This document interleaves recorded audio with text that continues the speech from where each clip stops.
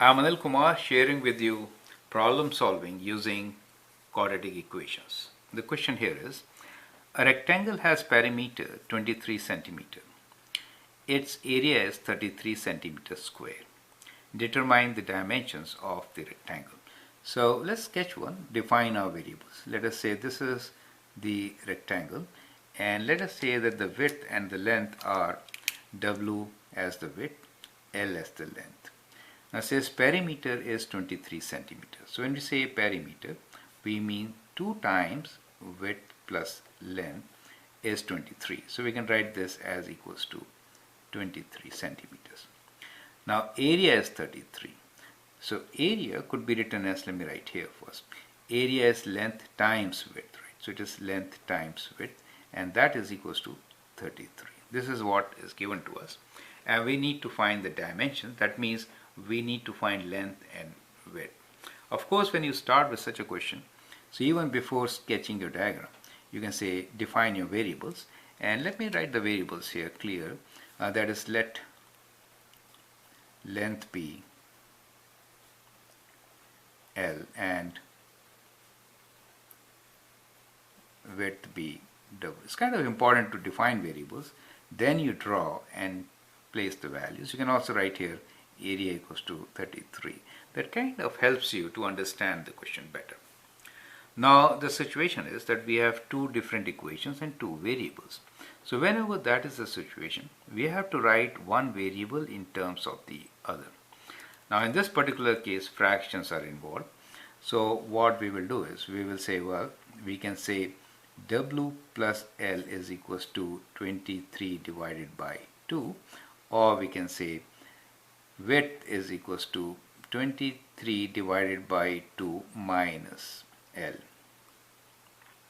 Sorry, I have to write 2 here. So let me rewrite this. Okay. So width is equals to, let me write here, width is equals to 23 divided by 2 minus L. Correct. So we get one variable in terms of the other variable. This can be substituted in the second equation. So you'll have equation in one variable only, right? So instead of width W, I will write 23 divided by 2 minus L. So instead of width I'm writing, so I'll get L times 23 divided by 2 minus L equals to 33. Now if you open this bracket, you get 23 divided by 2L minus L square equals to 33. Correct? So you get a quadratic equation which you can rearrange, and you can write L square, bringing all these terms to the right, minus 23 divided by 2L plus 33 equals to 0. Right? So some of you might be feeling uncomfortable with this fraction which I am carrying forward for such a long time. Well, at times you can also write this as a decimal value, right? And then at this stage we can actually use quadratic formula and find the value of L, right? So let me write this equation with decimal values, and then we will use quadratic formula. So we could write this as L squared minus 23 half of 23. Half of 22 is 11, so it gives 11.5L plus 33 equals to 0, right? Now we will use quadratic formula to find the value of L.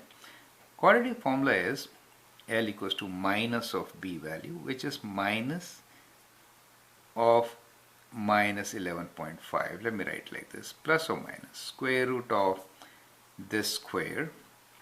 Okay, so we'll run out of space here. Okay, so let me rewrite this here.